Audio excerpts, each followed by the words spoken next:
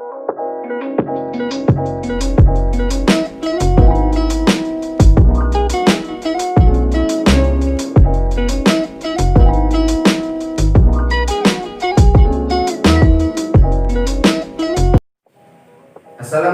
warahmatullahi wabarakatuh. Selamat pagi, apa kabar semuanya? Semoga baik-baik saja. Sebelum memulai pembelajaran kita pada pagi hari ini, ada baiknya kita berdoa terlebih dahulu. Baiklah, sebelumnya Bapak akan mengabsen kalian pada pagi hari ini. Apakah ada yang tidak hadir atau tidak masuk? Ya, terima kasih. Baiklah, di sini kita akan melanjutkan. Apakah ada yang tahu apa itu rangkaian listrik?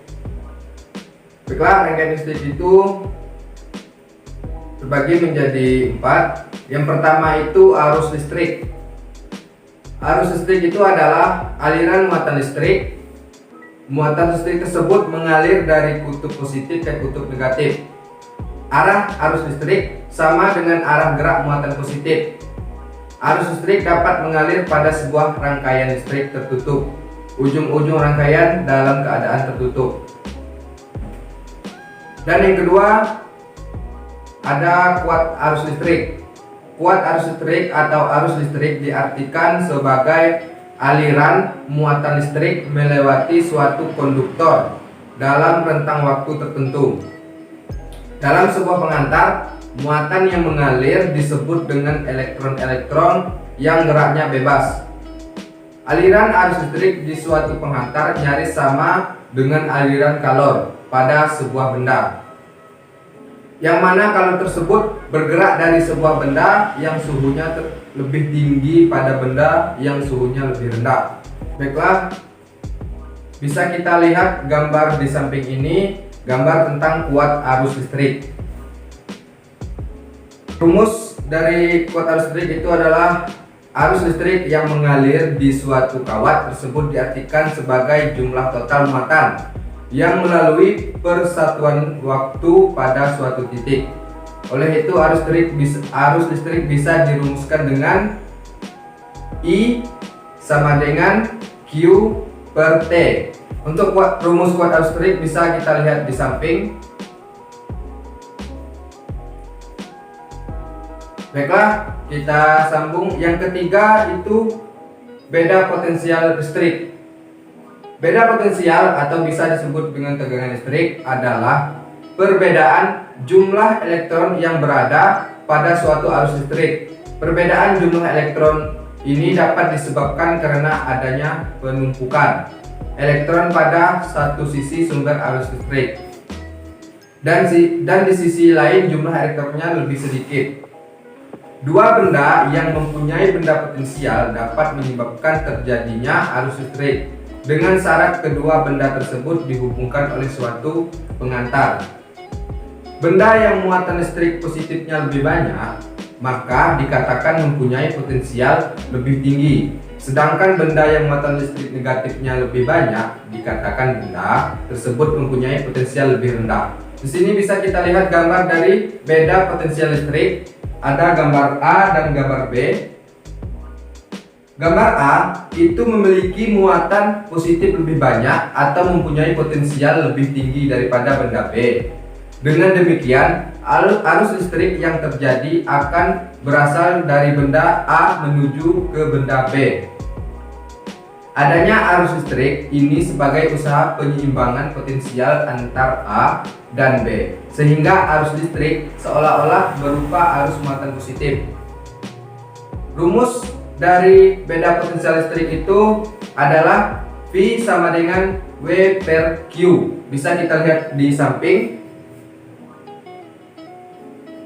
Baiklah, kita lanjutkan yang keempat, itu hukum Ohm.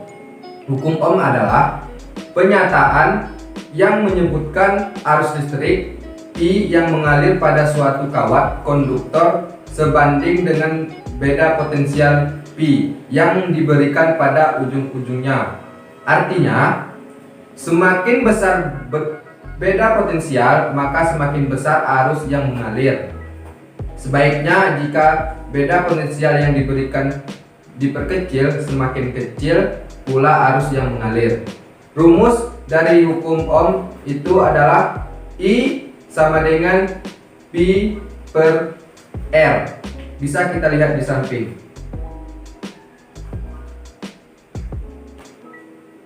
Baik, itu materi tentang rangkaian listrik. Adakah yang ingin bertanya? Bapak persilakan. Kalau ada yang ingin bertanya, silakan japri langsung ke WA Bapak. Baiklah, di sini Bapak akan menayangkan video tentang rangkaian listrik.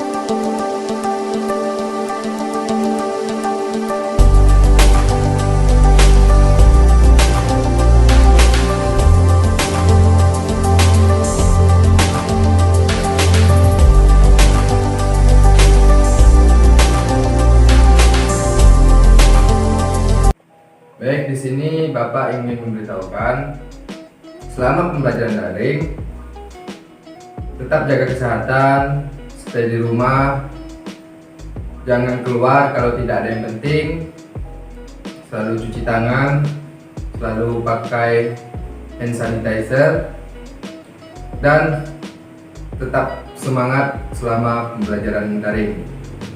Bapak akhiri, wabillahi taufiq wal hidayah. Assalamualaikum warahmatullahi wabarakatuh.